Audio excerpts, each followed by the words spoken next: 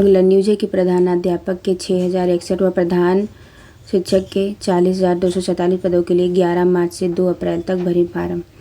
देखो इसमें है कि शिक्षा विभाग तथा SC/ST कल्याण विभाग के अंतर्गत उच्च माध्यमिक विद्यालयों में प्रधानाध्यापक के 6061 पदों की नियुक्ति और शिक्षा विभाग के प्राथमिक विद्यालयों में प्रधान शिक्षकों के 40,247 पदों पर नियुक्ति के लिए 11 मार्च से ऑनलाइन आवेदन जो है किए जाएंगे। वेबसाइट लिखा है, इसको देख लीजिए। पर नियुक्ति प्रक्रिया की विस्तृत जानकारी अपलोड कर दी गई है। BPSC ने शुक्रवार को रिक्तियां जारी कर दी हैं। सचिव रवि भूषण ने बताया कि 2 अप्रैल तक आवेदन किए जा सकते हैं। आवेदन से पहले वेबसाइट पर दर्ज दिशा निर्देश का अध्ययन कर ले। त्रुटि में सुधार के लिए अवसर नहीं मिलेगा।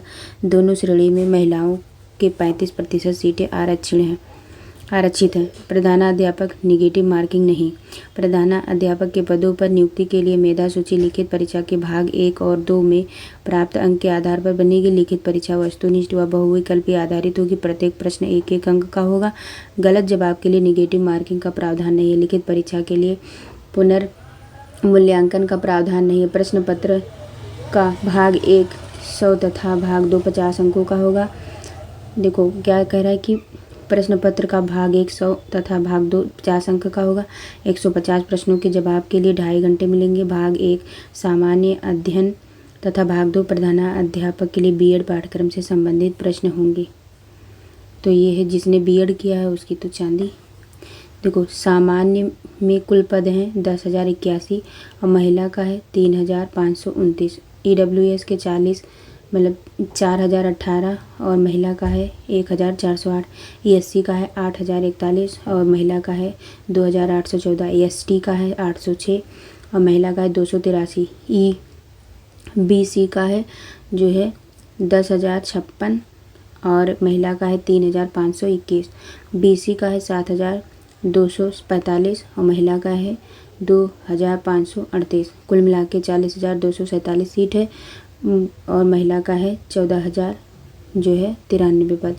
और प्रधान ये तो हो गया प्रधान शिक्षक का। और प्रधानाध्यापक के पद सामान्य का है टोटल 1,340, महिला का है 470। EWS का 576 और महिला का है 201। SC का है 1,283, महिला का है 413।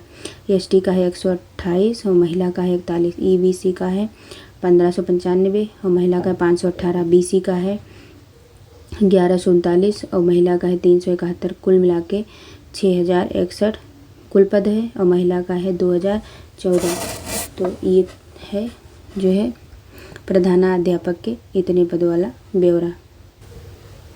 अगला न्यूज है कि दक्षता परीक्षा में उत्तीर्ण ही बन सकेंगे प्रधानाध्यापक। जैसे पटना बिहार लोक सेवा आयोग की अधिसूचना के अनुसार 2012 या उसके बाद नियुक्ति शिक्षकों को आवेदन के लिए शिक्षक पात्रता परीक्षा उत्तीर्ण होना आवश्यक है। वहीं 2012 से पहले नियुक्त शिक्षकों के लिए दक्षता परीक्षा में उत्तीर्णता आवश्यक नहीं। CBSE ICSE तथा बिहार बोर्ड से संबद्ध विद्यालयों में कार्य शिक्षकों के लिए दक्षता परीक्षा या पात्रता परीक्षा का प्राविधान लागू नहीं होगा। आवेदन के लिए राज्य सरकार के विद्यालय में माध्यमिक शिक्षक के पद पर न्यूनतम 8 वर्ष की लगातार सेवा, CBSE ICSE व बिहार बोर्ड से अस्थायी संबद्धता प्राप्त विद्यालयों में माध्यमिक शिक्षक के पद पर न्यूनतम 12 साल की लगातार सेवा तथा CBSE ICSE व बिहार बोर्ड के से अस्थायी संबद्धता प्राप्त विद्यालय में उच्च माध्यमिक शिक्षक के पद पर न्यूनतम 10 वर्ष की लगातार सेवा अनिवार्य है। नेगेटिव मार्किंग का प्रावधान नहीं है। इस सचिव रवि भूषण ने बताया कि प्रधानाध्यापक के पदों पर नियुक्ति के लिए मेधा सूची लिखित परीक्षा के भाग 1 और 2 में प्राप्त अंक के आधार पर बनेगी। लिखित परीक्षा वस्तुनिष्ठ एवं बहुविकल्पीय आधारित होगी। प्रत्येक प्रश्न 1-1 अंक का होगा। गलत जवाब के लिए ऋणात्मक अंक का प्राविधान नहीं है। लिखित परीक्षा के लिए पुनर्मूल्यांकन का प्राविधान नहीं है। प्रधान शिक्षक के पद यहाँ पे दिया है, आप लोग देख लीजिए। सामान्य के टोटल 10,081 जिसमें से महिला इतना है, ठीक है। तो ये आप लोग देख लीजिए, इतने टोटल पद हैं यहाँ पे दिया है, देख लीजिए। तो ये था कि दक्षता परीक्षा में उत्तीर्ण ही बन सकेंगे प्रधानाध्यापक। अगला कि गणित विज्ञान पेपर लीक का मुख्य आरोपी कंप्यूटर ऑपरेटर भी गिरफ्तार। यूपी बोर्ड कॉलेज प्रबंधक का बेटा है आरोपी। अब तक 3 को ही मिली की चुकी गिरफ्तारी। देखो, Fatehpur Sikri Prayagraj UP board intermediate परीक्षा के गणित और जीव विज्ञान का प्रश्न पत्र व्हाट्सएप ग्रुप पर लीक करने के मामले में मुख्य आरोपी श्री अतर सिंह इंटर कॉलेज के कंप्यूटर ऑपरेटर जो है विनय चौधरी को भी शुक्रवार को पुलिस ने गिरफ्तार कर लिया है। उससे पूछताछ की जा रही है। उधर पुलिस ने कॉलेज के प्रबंधक, पूर्व केंद्र व्यवस्थापक राजेंद्र सिंह और अतिरिक्त केंद्र व्यवस्थापक गंभीर सिंह को जेल भेज दिया गया है। पेपर लीक मामले में जिला विद्यालय निरीक्षक जो है दिनेश कुमार ने मुकदमा दर्ज कराया है।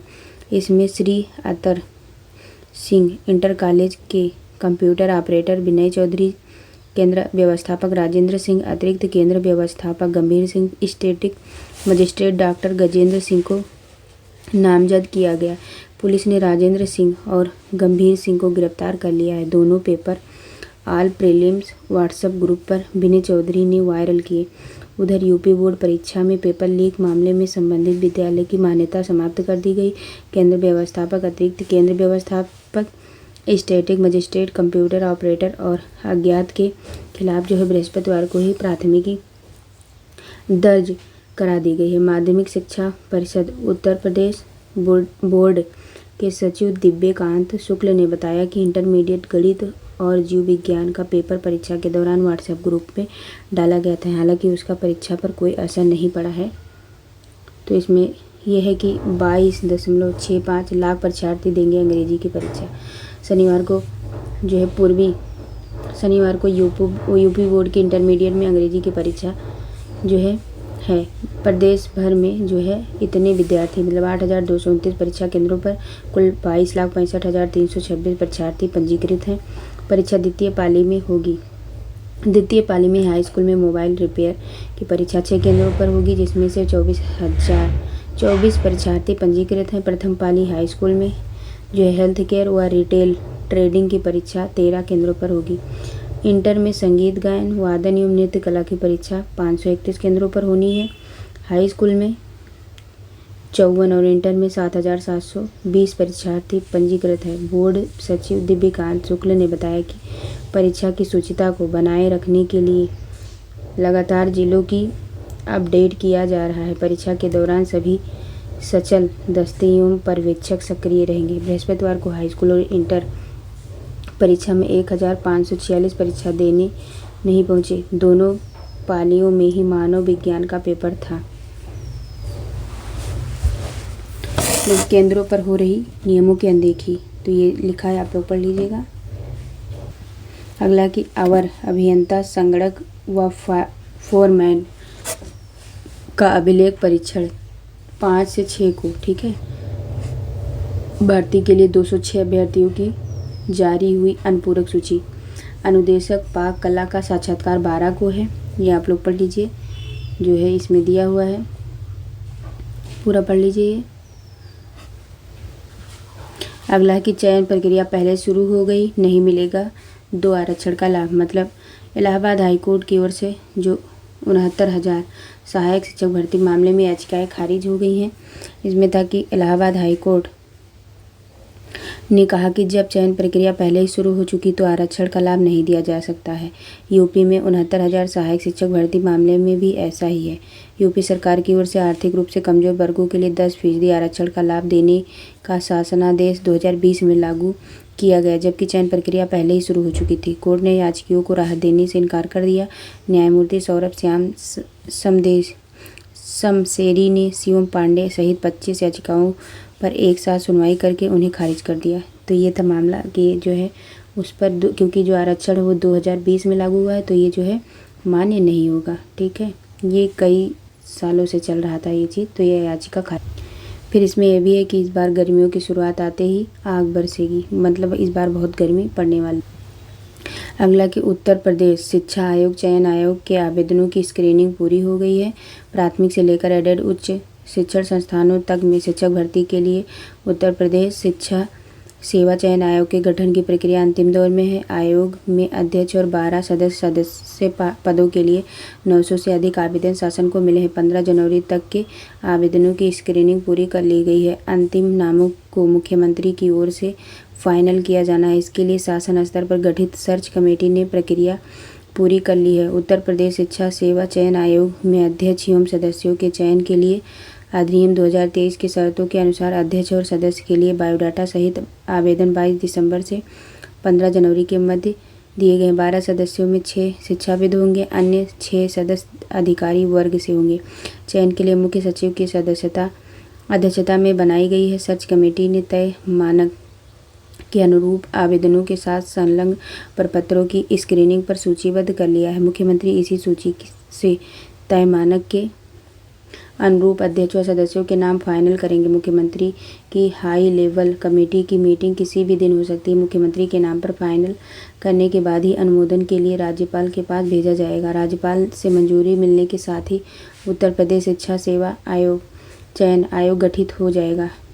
इसके गठन के साथ ही अभी तक क्रियाशील उच्चतर शिक्षा आयोग एवं उत्तर प्रदेश माध्यमिक शिक्षा सेवा चयन बोर्ड का अस्तित्व समाप्त हो जाएगा। इस नए चयन आयोग का जो है कार्यालय प्रयाग के उसी भवन में बनाया जाना है जिसमें अब तक उत्तर प्रदेश माध्यमिक शिक्षा सेवा चयन बोर्ड संचालित है। लोकसभा चुनाव के लिए जल्द ही आचार संहिता लगने को देखते हुए माना जा रहा है कि इस नए आयोग का गठन मुख्यमंत्री जल्द ही करा सकते हैं। तो ये है, एक अध्यक्ष और 12 सदस्यों को किया जाना है चयन और 15 जनवरी तक शासन के लिए आवेदकों के आवेदन, ठीक है।